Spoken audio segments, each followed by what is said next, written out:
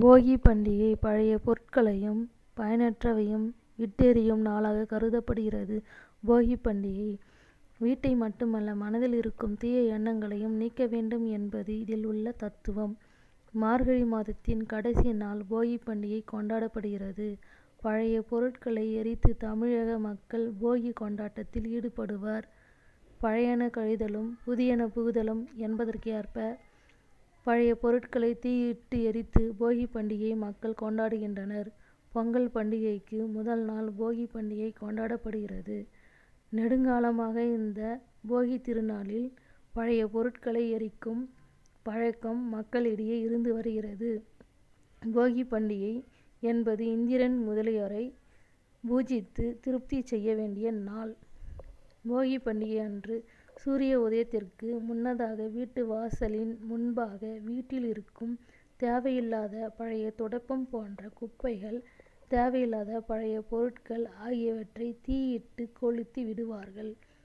இதனால் வீட்டில் இருக்கும் திருஷ்டி கழியும் என நம்பப்படுகிறது. பிறகு வீட்டின் வாயிலை தண்ணீர் கொண்டு சுத்தம் செய்து அழகான கோலம் போடப்படும். போகி தினத்தன்று பித்ருக்கள் நம் இல்லத்திற்கு வருவதாக சாஸ்திரம் சொல்கிறது.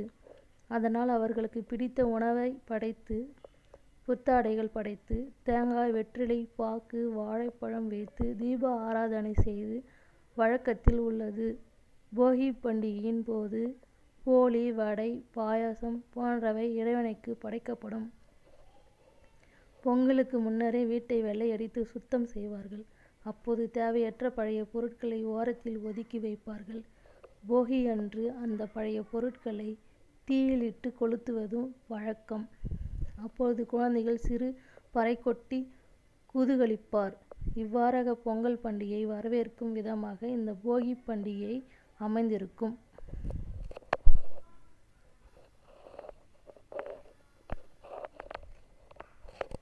போகி பண்டிகை பழைய பொருட்களையும் பயனற்றவையும் இட்டெறியும் நாளாக கருதப்படுகிறது. போகி பண்டிகை வீட்டை மட்டுமல்ல, மனதில் இருக்கும் தீய எண்ணங்களையும் நீக்க வேண்டும் என்பது இதில் உள்ள தத்துவம்.